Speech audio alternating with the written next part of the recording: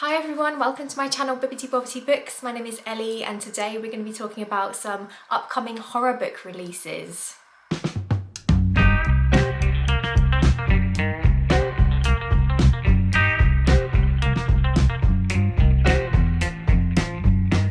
So I feel like my channel has been quite dominated by fantasy recently, and I think that's because I'm just in a fantasy mood at the moment. I tend to read more fantasy in the spring summer months and then tend to pick up more horror in the autumn winter months, but not always. I do also like to sprinkle in a horror book here and there as well.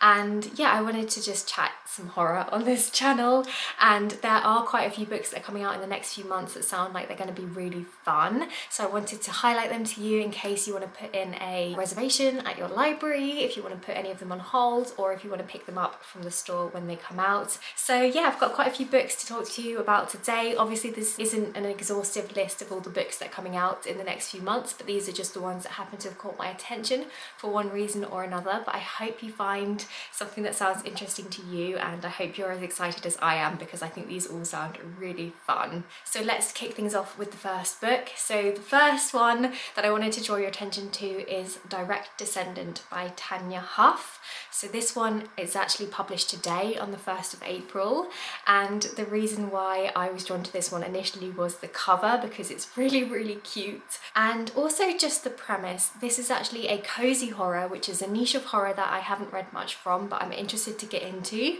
So if you have any recommendations for me for any cozy horror books, please do drop them down in the comment section down below because that sounds like something I would really enjoy. So yeah, this one has had a few mixed reviews so far. Obviously it hasn't been published yet, but the people who have had early copies seem to either really love it or really hate it. So I think that's always quite interesting when a book is polarizing like that. So I'm excited to see where I fall, but I'm just going to give you a little read of the synopsis so you know what this one is about.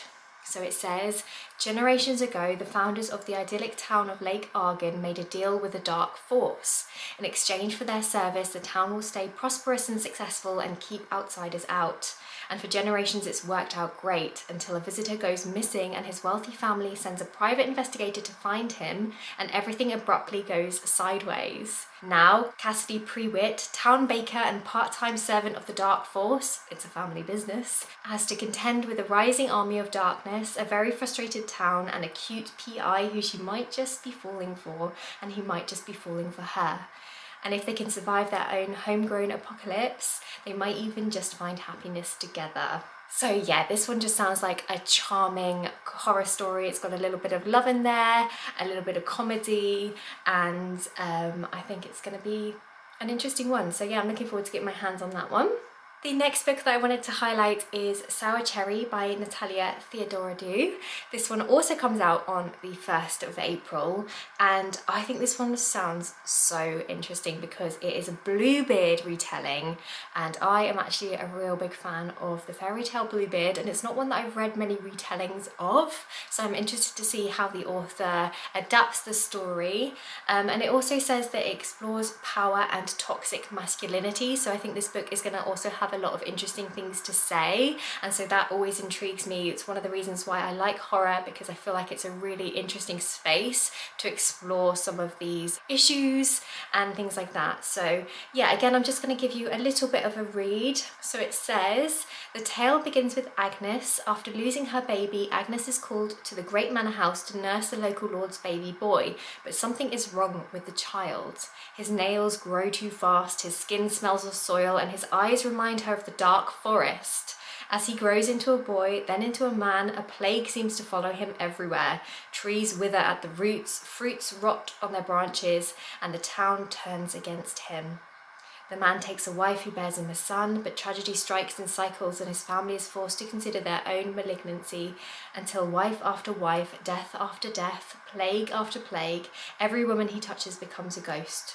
The ghosts become a chorus, and they call urgently to our narrator as she tries to explain in our very real world exactly what has happened to her.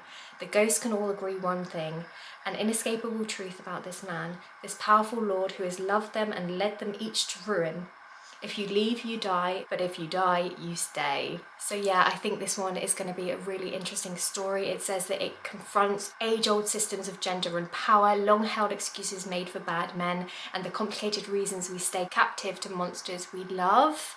So yeah, some real meaty stuff to explore within that novel, and I think it's going to be a really interesting way of storytelling as well, because I think the main character is kind of telling this fairy tale like story, but there's truth underneath it, or at least I think that's my interpretation from that synopsis anyway. But yeah, I'm very intrigued to see how that one comes together. Next up, we have a horror novella called This House Isn't Haunted But We Are, written by Stephen Howard. So this is only a short little horror book. It comes in only at 142 pages, so it will be a quick read, but it sounds like a lot of fun. When I say fun, it's dealing with some heavy themes, including grief, but there's a lot of buzzwords in there for the type of things that I tend to enjoy in my horror stories. So it says that we're following a couple and their young daughter died in a tragic accident, and determined to heal their fracturing marriage, the couple moved to the Yorkshire moors to renovate a dilapidated rural cottage. However, they just can't process their grief as increasingly eerie events unfold. A child's ghostly figure appears on the moors, doors lock themselves, and a mysterious stain grows from the loft. Is it their daughter haunting them or something else? So yeah, there's a lot there that grabs my attention. I love the fact that it's set in the Yorkshire moors. I think that's such a fantastic setting for a horror story. I like the fact that it is a remote setting. We've got exploration of grief, and you've got also those kind of paranormal ghostly elements in there, but we're not quite sure what's real and what isn't. I just think it's going to be really atmospheric, and hopefully it'll pack a punch, because it's just a short novel, and I feel like that can sometimes work really well for horror, but also it can sometimes be a bit of a miss. So we'll see. Hopefully that one's going to be a good one. Next up, we have a sci-fi horror called Cold Eternity, written by S.A. Barnes. This one is coming out on the 8th of April, and of course this is the newest space horror from the author of Dead Silence and Ghost Station. So Dead Silence is a book that I read when it first came out a few years ago, and I did actually really enjoy it. I had a few issues with the ending, but generally it was a really fun reading experience, very, very gripping right from the start. So I'm very excited to read more from this author. I really like sci-fi horror as a genre, and hopefully this one will be a good one. So again, just looking at the synopsis, it says, Hallie is on the run from an interplanetary political scandal that has put a huge target on her back. She heads for what seems like the perfect place to lay low, a gigantic space barge housing the cryogenically frozen bodies of Earth's most wealthy citizens. The ship and its Cairo program are long defunct, but Hallie starts to think she sees figures crawling in the hallways, and there's a constant scraping, slithering and rattling echoing in the vents. It's not long before Hallie realises that she may have gotten herself trapped in an even more dangerous situation than the one she was running from.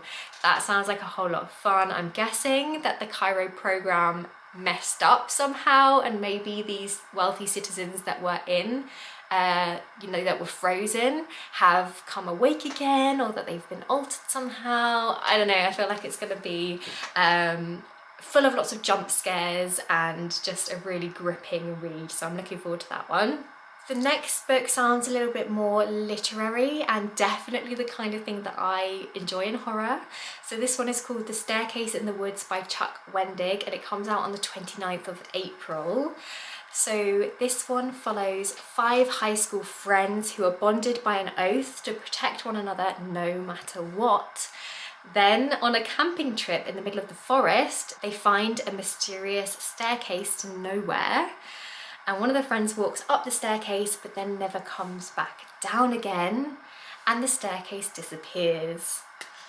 And then 20 years later, the staircase reappears, and now the group returns to find the lost boy and what lies beyond the staircase into the woods. So I love a horror book that has a woodland setting. I like things that have a little bit of magic in them, a little bit of magic realism, that kind of thing. I like things with a little bit of a time jump as well. So the fact that these people are sort of returning 20 years later, this mysterious you know, staircase appears again. It all sounds a little bit bizarre, a little bit surreal, a little bit strange, haunting, creepy, all of the things that I like in horror. So yeah, I'm looking forward to that one. Next, we have a book called Overgrowth by Mira Grant, and this one comes out on the 6th of May. And all I'm going to read you is the tagline because I feel like that's all I needed to hear. So the tagline says, "Annihilation meets Day of the Triffids in this full-on body horror alien invasion apocalypse." I don't need to know anymore. That sounds so great. Sign me up. Another book coming out on the 6th of May is Below the Grand Hotel, written by Kat Scully. So this one has an absolutely gorgeous Art Deco cover, and I believe it's illustrated as well, which sounds wonderful. It's obviously set in the 1920s. You can tell that by the cover, in this grand hotel. So it says on the tagline, "The Great Gatsby meets Hellraiser in this 1920s horror novel of glitz, glamour and demons." So in this story, we follow our main character Mabel, who really wants to become a Ziegfeld girl. She wants to become famous and recognised, and she'll do anything to get there, including picking pockets. But one day she picks the wrong pocket and she loses her soul to the hotel run by demons and sort of tumbles into the world of this grand hotel. And, you know, her wish to become famous is granted, but it comes at a cost, and she quickly learns that losing her soul to get everything she ever wanted is much more than she bargained for, and she has to steal her soul back before this grand May Eve ball, or else she will become a demon herself forever. So I think that sounds like a lot of fun. I think the setting is going to be glitzy, glamorous, fabulous. I love the 1920s as an aesthetic, and I don't know, it sounds like a lot of fun, you know, hotel demons, what more do you want? Next up, we have The Manor of Dreams by Christina Lee. This one is also coming out on the 6th of May, and this one sounds, again, like a lot of fun. I think all of these sound great because that's why they're on this list, why they caught my attention. But yeah, the synopsis for this one is pretty long, so I'm not going to read it all out to you, but the tagline says that it's Mexican Gothic meets Everything I Never Told You. And it's described as a haunting novel about the secrets that lie in wait in the crumbling mansion of a former Hollywood starlet and the intertwined fates of the two Chinese-American families fighting to inherit it. So yeah, Mexican Gothic is a story that I really enjoyed, written by Silvia Moreno Garcia. I read that one years ago when it came out and absolutely loved the Gothic setting and everything. So hopefully this will have the same vibes as that story. It sounds like it's going to have a beautiful setting, but also have some messy family drama in there as well. And yeah, I'm excited to see how that one is. The next one on my list is also another sort of Gothic story. It's called Bochica. I'm really sorry if I'm pronouncing this wrong, please do correct me in the comments. This one is written by Carolina Flores Querencharo, and it comes out on the 13th of May, and this one sounds absolutely fantastic. It's set in the 1920s. It says it's a real-life Latin American haunted mansion, a murky labyrinth of family secrets, a young aristocratic woman desperate to escape her past, and it says this haunting debut Gothic horror novel is perfect for fans of Mexican Gothic and The Shining. So of course anything that's like into Mexican Gothic grabs my attention, and also The Shining. I love the isolation within that book, and I think that's definitely something that's going to be in this story as well. All I really know about this one is that it obviously involves this big mansion and this estate which has a real dark history, and it ends up getting turned into a luxurious hotel. And I think our main character is having to confront her past to try and get answers about what is going on within this estate and what happened to her family. And yeah, I hope it's haunting, I hope it's atmospheric, and I'm sure it will be. And then the final book on my list is The Starving Saints by Caitlin Starling. This one is coming out on the 25th of May, and I've heard a lot of buzz about this book on BookTube. A lot of people have been talking about it, and it sounds honestly utterly bizarre. But the reason why I'm intrigued by it is because this author wrote The Luminous Dead, which is a horror book that I did actually really enjoy. So I'm interested to read more from this author. And honestly, I'm just intrigued by how bizarre this story is. I don't really want to read the synopsis because I started to have a little read through through it and I feel like it was already giving away quite a lot of details, and you know, it's difficult with horror, isn't it? You don't want to give away too much because, you know, you don't want to lose that surprise factor. So yeah, I'm not going to read out the actual synopsis for this one, but all I'm going to say is that it's medieval, that it's queer, and that apparently it reads like a gruesome fever dream, and I believe it also involves some kind of cannibalism. So there we go. It sounds wild. I feel like the cover gives you a good idea of what to expect from this one. I think it's just going to be a crazy journey, and I'm very intrigued. So yeah, looking forward to seeing what other people make of this one. And yeah, it sounds like a very interesting and unique horror story. So that brings me to the end of my list. Those are all the horror books that are coming out in the next couple of months that have caught my attention. I will have links as well to all of these books down below if you want to read their synopses in full and get a bit more info about, you know, trigger warnings and things like that. Do go ahead and check out the links down below.